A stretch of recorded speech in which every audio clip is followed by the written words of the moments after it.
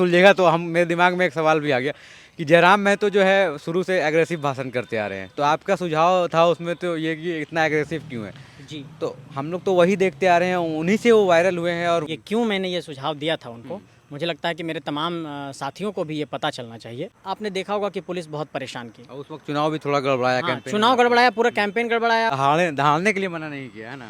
वो बिल्कुल दहाड़े हैं। बिल्कुल हाँ। जोहार हजारीबाग में फैज़ अनवर, आप देख रहे हैं जोहार हजारीबाग। मेरे साथ संजय मेहता जी हैं, जिन्होंने हजारीबाग से जेबी केसेस JLKM जो पार्टी है उससे लोकसभा चुनाव लड़ा और 1.5 लाख से ज़्यादा लगभग वोट लाया था। लेकिन अभी पूरे झारखंड में ये चर्चा है कि क्या जयराम महतो और संजय मेहता का आपस में बन नहीं रहा है, या फिर JB केसेस में कुछ चल रहा है। वो क्या चल रहा है आज जानेंगे। संजय जी, एक आपने लेटर लिखा है, सुझाव दिया है JB केसेस के जयराम महतो को कि ये सब चीज़ें उनको नहीं करनी चाहिए, और उसको लेके एक बवाल मच गया। उन्होंने भी उधर से कई चैनल में इंटरव्यू दिया कि संजय मेहता का जो ये लेटर था वो सार्वजनिक नहीं करना चाहिए था, उनको पर्सनली आके बोलना चाहिए था, सभाओं में बोलना चाहिए था। कैसे ये हो रहा है? क्या सब कुछ ठीक चल रहा है आप लोग? नहीं नहीं, बिल्कुल सब कुछ ठीक है। हमने एक सजेशन दिया था कि संगठन को और हम लोग कैसे समृद्ध बना सकते हैं। सबसे पहले तो ये बात मैं आप लोगों से कहना चाहता हूँ कि दुनिया की कोई भी संस्था होती है तो उसमें सजेशन का जो विंडो है हमेशा ओपन रहता है। चाहे आप दुनिया की किसी भी बड़ी संस्था को देख लीजिए। लाइट बंद हो गया, चलिए। चाहे दुनिया की किसी भी बड़ी संस्था को देखिए, छोटी संस्था को देखिए, एक साधारण स्कूल को देखिए, हम लोगों ने ये विचार अपने आपस में बनाया था कि संगठन को हम लोग कैसे मजबूत बना सकते हैं और इसको और कैसे समृद्ध बना सकते हैं। इसी बात का चिंतन रखते हुए हमने अपने अध्यक्ष को पूरा एक 17 पॉइंट में सजेशन उनको दिया और बाकायदा उनके टेलीग्राम पर हमने पर्सनली भेजा और उनके इंस्टाग्राम पर हमने पर्सनली भेजा। और उसके बाद फिर उस सजेशन पर उन्होंने रिप्लाई भी दिया कि ठीक है, देखते हैं।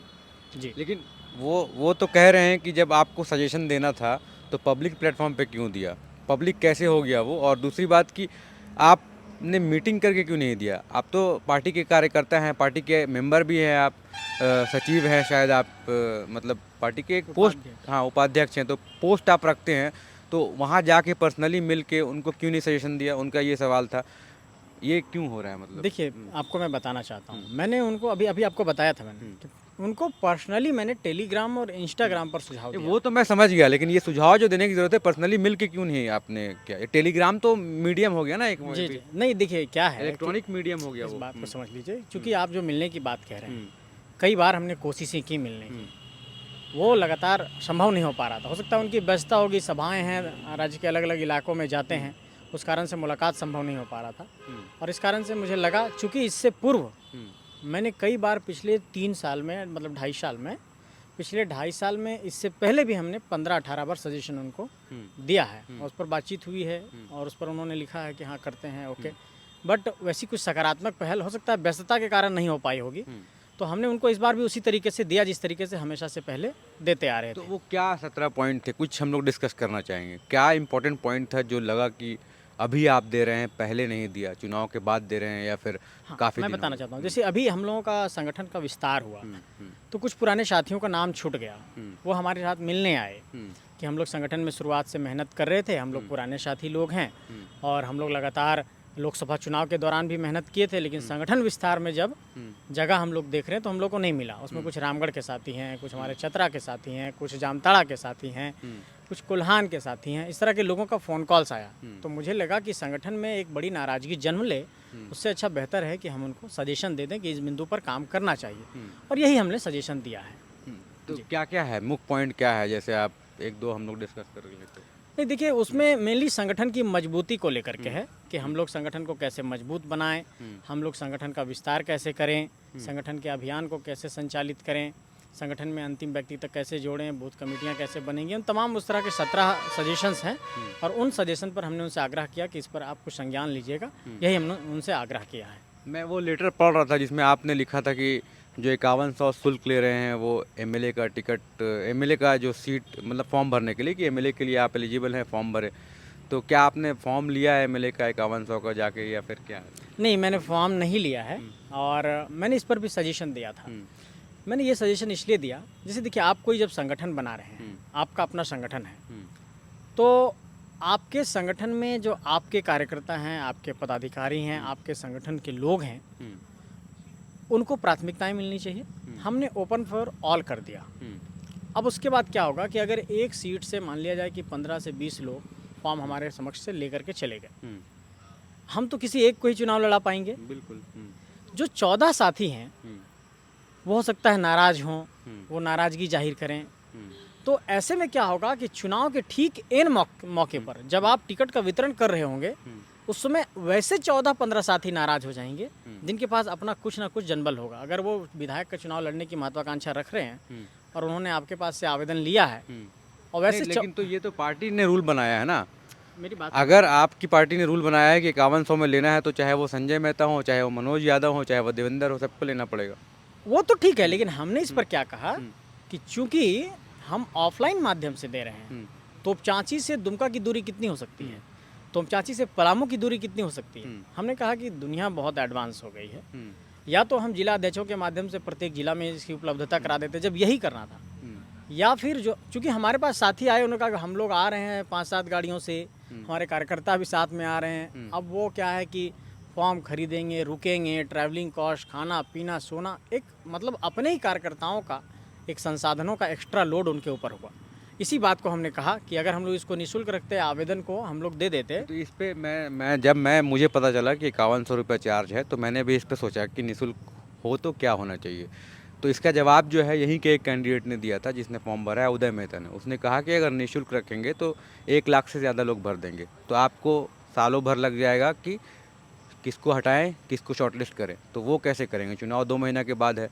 तो इसीलिए 5100 रखा है उन्होंने। 5100, उदय का कहना ये था कि 5100 इसलिए रखा है कि जो कैंडिडेट को लगता है या फिर जो डेडिकेटेड हैं वही दे पाएँ, और वो पैसा जमा कर रहे हैं पार्टी के फंड में, वो फंड में यूज़ होगा चुनाव में लड़ने के लिए। तो इसमें प्रॉब्लम क्या था? हाँ, इसी पर हमने अपना पक्ष रखा। देखिए, 2 बात समझिए आप। सबसे पहली बात, हमने एक ही बात लिखा कि हमारा संगठन गरीबों का है, मजदूरों का है, सामान्य लोगों ने इसको बनाया है।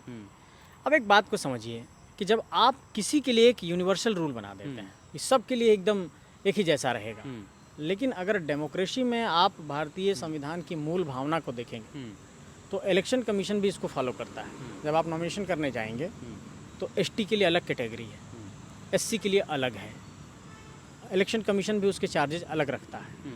तो चूंकि हम लगातार इस बात को कह रहे हैं कि हम लोग एकदम कॉन्स्टिट्यूशनल ट्रैक पर चलेंगे, संवैधानिक प्रावधानों को मानेंगे, तो उसकी मूल भावना को कम से कम अपने नियमों में भी हम समाहित करें। एक प्रैक्टिस में तो लाना चाहिए। ये फॉर्म में कहीं नहीं लिखा है, मैंने फॉर्म भी देखा है, उसमें ये कहीं नहीं लिखा है कि जो शुल्क है, कोई गरीब आदमी अगर आता है जिसके पास पैसा नहीं है उसका फॉर्म नहीं जमा होगा, ये तो कहीं नहीं लिखा है। तो कोई भी जाके जमा कर सकता है, वो पार्टी के अध्यक्ष पे डिपेंड करता है, वो बिना पैसा लिए जमा कर सकते हैं कि नहीं कर सकते हैं। ये थोड़ी कोई हार्ड एंड फास्ट रूल है कि एकदम आपको मोहर लगा के लाना है 5100 तभी फॉर्म देंगे, नहीं देंगे। अब संजय जी आप जाएंगे, बोलेंगे मेरे पास पैसा नहीं है 5100 रुपये, तो आपको फॉर्म नहीं मिलेगा।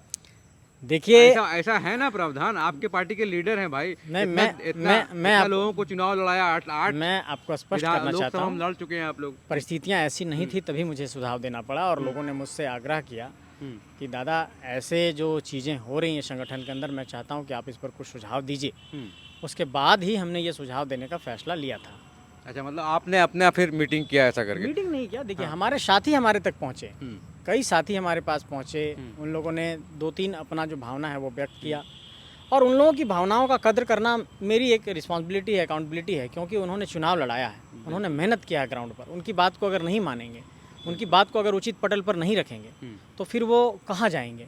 और एक बात इसको आपको समझने की ज़रूरत है कि ये बिल्कुल साधारण लोगों का संगठन है, ये सामान्य लोगों का संगठन है, सामान्य लोगों ने इसको खड़ा किया है। लेकिन अभी तो सब लोग स्कॉर्पियो और थार में घूम रहे हैं, आपके लोग पहले। देखिए, एक बात आपको समझने की ज़रूरत है, हम लोग इसी बात की लड़ाई लड़ रहे हैं कि हमारे जो सामान्य कार्यकर्ता हैं, जो ज़मीनी स्तर के कार्यकर्ता हैं, जो बूथ स्तर के कार्यकर्ता हैं, आपको विश्वास नहीं होगा, हमारे बूथ स्तर के कार्यकर्ताओं ने हजारीबाग लोकसभा क्षेत्र, गिरिडीह लोकसभा क्षेत्र, रांची लोकसभा क्षेत्र में, चूँकि हम लोग सभी बूथ पर तो पोलिंग एजेंट्स नहीं बना पाए, लेकिन जहाँ भी थे उन पोलिंग एजेंट्स ने बहुत मेहनत की है, और मुझे लगता है कि उनकी मेहनत को नवाजा जाना चाहिए, उनको रेस्पेक्ट दिया जाना चाहिए। लेकिन जयराम महतो जी का कहना है कि संजय मेहता जो हैं, जब हार गए चुनाव, 1.5 लाख वोट आया, तो उनका आभार व्यक्त करने के लिए फील्ड में नहीं गए। क्या बात करते हैं, मैंने लगातार लोगों से मुलाकात की, मैं लोगों के पास गया। हाँ, बहुत बड़ी सभाएं नहीं की, लोगों से मिलना जुलना हो रहा है। आभार मतलब आप मिलना जुलना हो रहा है, जैसे इतने लोगों, 1.5 लाख लोगों ने वोट दिया, तो वो तो 1.5 लाख से आप मिल नहीं पाएंगे।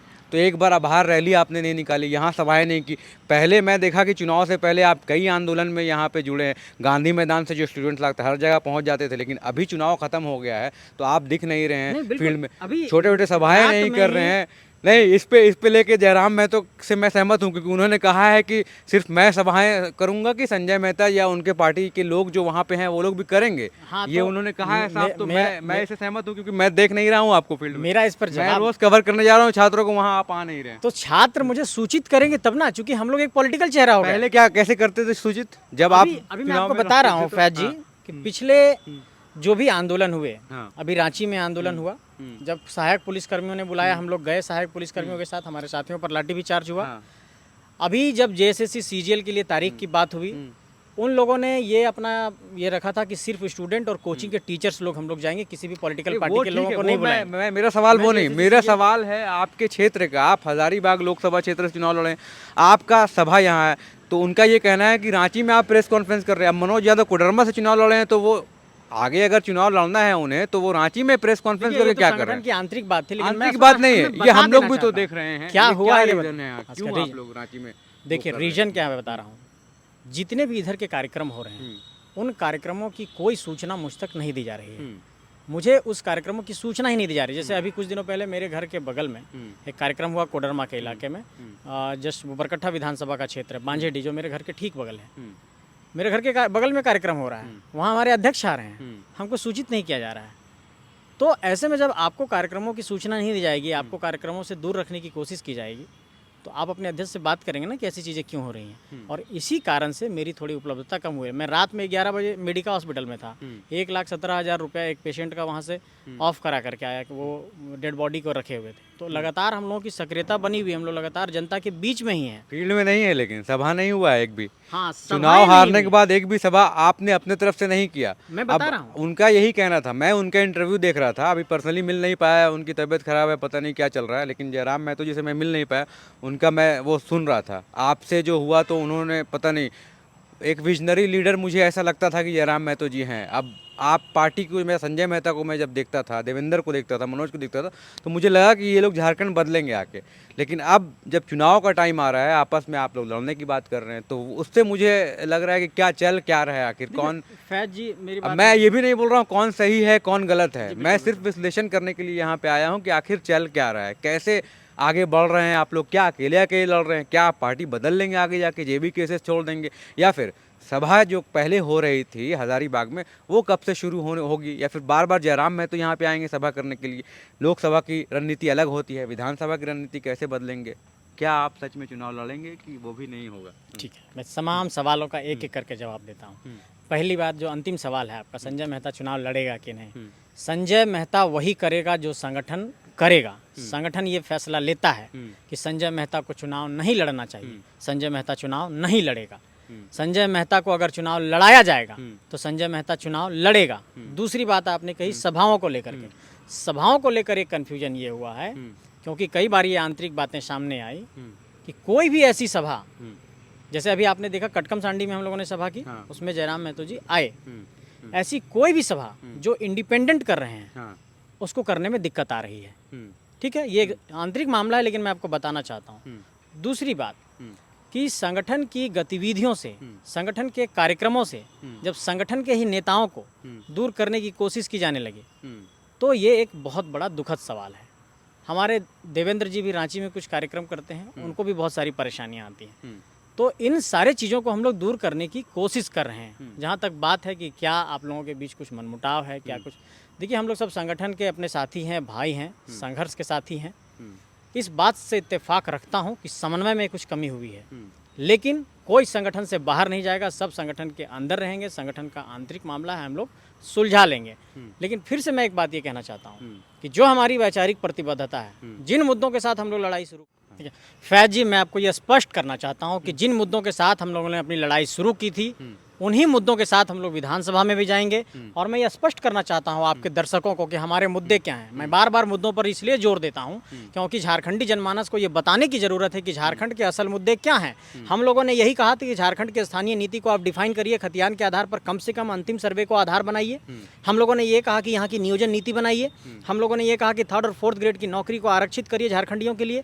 हम लोगों ने ये कहा कि विस्थापन की नीति बनाइए, पुनर्वास की नीति बनाइए, रिहेबिलिटेशन और रीसेटलमेंट की जो पॉलिसी है खनन एरियाज में, माइनिंग एरियाज में, उसको आप वहाँ पर एग्जीक्यूट करिए, इंप्लीमेंट करिए।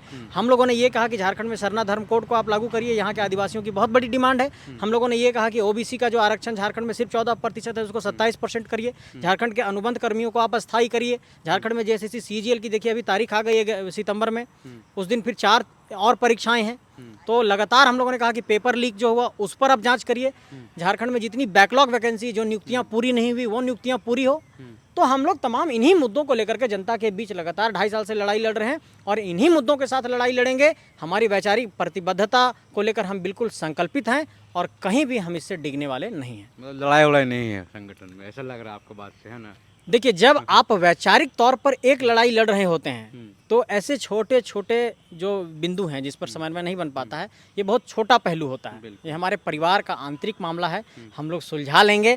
मीडिया वाले ज़्यादा भूमिका नहीं अदा करें, देखना यही हम लोग कब सुलझेगा। तो हम मेरे दिमाग में एक सवाल भी आ गया कि जयराम महतो जो है शुरू से एग्रेसिव भाषण करते आ रहे हैं, तो आपका सुझाव था उसमें तो ये कि इतना एग्रेसिव क्यों है जी। तो हम लोग तो वही देखते आ रहे हैं, उन्हीं से वो वायरल हुए हैं और वही उनका यूएसपी है एक तरह से। जी। आपने उसमें लिखा कि भाई इतना नहीं होना चाहिए, लेकिन हमको लगता है कि एक ऐसा नेता हो जो मतलब इस तरह की बात करे। आप अपने जगह पे भी सही हैं, हर तरह के नेता को हम लोगों ने देखा है। कुछ लोग जो हैं बहुत धीरे, अटल बिहारी वाजपेयी को हम लोगों ने देखा, बहुत सोच सोच के बोलते हैं, आराम से बोलते हैं। कुछ लोग हैं बहुत फास्ट बोलते हैं। अरविंद केजरीवाल का अपना स्टाइल है, राहुल गांधी का अपना, अपने मोदी जी का अपना स्टाइल है, तो संजय मेहता जी का भी अपना स्टाइल है, देवेंद्र का अपना स्टाइल है, जयराम महतो का भी वो स्टाइल है। तो आप उस स्टाइल पे या सवाल उठा रहे थे या फिर उनको कुछ इशारा कर रहे थे? क्या मैं जवाब देता हूँ।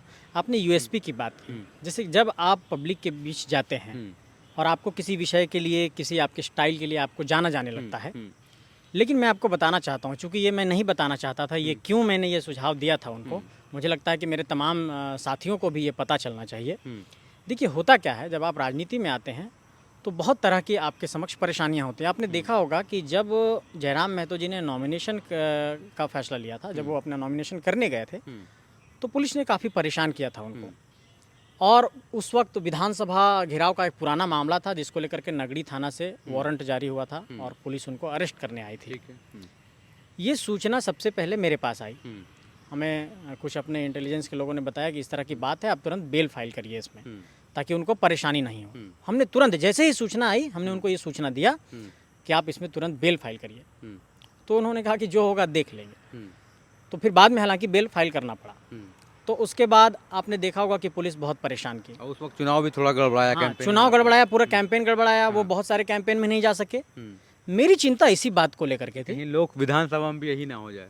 मेरे पास ऐसा इनपुट है, मैं उनके ही चाहने वाले लोग जो प्रशासन के अंदर हैं या जो हैं कुछ लोग जो उनको चाहते हैं, उन्होंने ये खबर दी कि इस तरह का कोई भी स्पीच वगैरह अभी नहीं देने के लिए, क्योंकि आपने देखा होगा कि सरकार बहुत ऐसे नेताओं को, जब इससे पहले आईपीसी की 124A था, उसका कितना एकदम आसानी से इस्तेमाल कर लेती थी। अब भारतीय न्याय संहिता है, उसमें उसकी धारा 150 को पढ़िएगा। ऐसे अगर किसी भी स्पीच में अगर थोड़ा सा भी उनको लगा कि आपने कुछ न्यूसेंस क्रिएट किया है, कुछ उस स्पीच में अराजकता है, भड़काऊ है, उसको आधार बना करके आपको चुनाव में परेशान किया जा सकता है। मैं चाहता हूं कि मेरा जो टीम है, मेरा जो परिवार है, मेरे जो नेता हैं, वो सुरक्षित रहें और भविष्य में ऐसे पुलिस के परपंच और ऐसे षड्यंत्र से वो बच पाएं। मेरी चिंता इस बात को लेकर के है, इसको गलत अर्थों में लेने की जरूरत नहीं है। आपने ये नहीं बोला कि वो दहाड़ने के लिए मना नहीं किया है ना? वो बिल्कुल दहाड़े, बिल्कुल, हाँ। बिल्कुल दहाड़े, हाँ। लेकिन हमने सिर्फ ये कहा, उनको एक इशारा कर रहे हैं कि आप स्टाइल में कोई, जो लोकसभा में हुआ है वो विधानसभा में ना हो, स्टाइल में कोई फेरबदल नहीं हो, लेकिन हमारे नेता सुरक्षित रहें, हमारे नेता की उपलब्धता बनी रहे, हमारे नेता हर जगह सभा कर सकें, हमारे नेता हर जगह जा सकें, पुलिस उनको परेशान ना कर सके, पुलिस कोई फंसाने के लिए कोई साजिश षड्यंत्र ना करे, उनको कोई आधार ना मिल जाए। वही मेरी चिंता है और इस चिंता को समझने की जरूरत है तमाम कार्यकर्ताओं को, तमाम साथियों को। बिल्कुल। तो देखिए, ये हम लोगों ने पढ़ाई किया है, एक अच्छा लीडर वही होता है जो अपनी गलतियों से सीखता है, बेवकूफ़ लीडर वही होता है जो गलती से सीखता नहीं, करते जाता है। तो शायद संजय मेहता जी से बात करने से ऐसा लग रहा है कि जो गलती लोकसभा चुनाव में जेबी केसेस और जेएल केम ने किया था, उस गलती को छुपाने के लिए शायद इन्होंने ऐसा सजेशन दिया था। मैंने ये जेन्युइन सवाल जो किया था, इनका जेन्युइन आंसर शायद ये दे रहे हैं। तो चुनाव आप लड़ेंगे, नहीं देखिए, लड़ेंगे? अभी आप संसद में टिकट्स को टिकट नहीं लिया है आपने अभी तक। नो नो नो देखिए, मैं फिर से स्पष्ट करना चाहता हूं आपके जोहार हजारीबाग के तमाम दर्शकों को, संजय मेहता का प्राथमिक उद्देश्य चुनाव लड़ना नहीं है।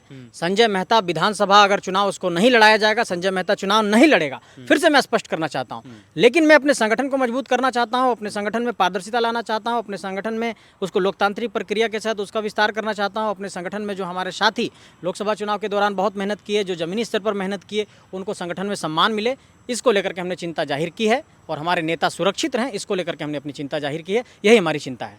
बिल्कुल। तो मेरे साथ संजय मेहता जी थे और देखना यही है कि अब जेबी केसेस कैसे फिर से एक साथ होता है, क्योंकि मीडिया में बहुत खबरें चल रही हैं कि जेबी केसेस में जयराम महतो और संजय जी के बीच में कुछ मनमुटाव हो गया है, लेकिन ऐसा लगता नहीं है। राजनीतिक पार्टी में ऐसा होता है। मुझे याद है जब अरविंद केजरीवाल की पार्टी आम आदमी पार्टी सत्ता में आई, तो कई लोग जो हैं पार्टी छोड़ के पहले ही चले गए, कई लोग जो हैं बीच में हट गए, कई लोग सत्ता बनने के बाद भी हट गए। तो ऐसा होता है। और अगर जेबी केसेस का लीडर या फिर जेबी के साथ जितने भी साथी हैं वो लास्ट तक बने रहेंगे, तो देखना यही है कि झारखंड में क्या बदलाव इस बार आता है या फिर 5 साल इनको लगेंगे।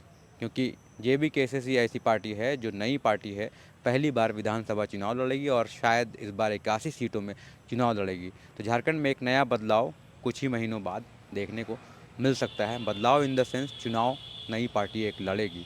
जीतेगा कौन, हारेगा कौन, ये जनता फैसला करेगी। बहुत बहुत धन्यवाद। मैं फैज़ अनवर, जोहार हज़ारीबाग।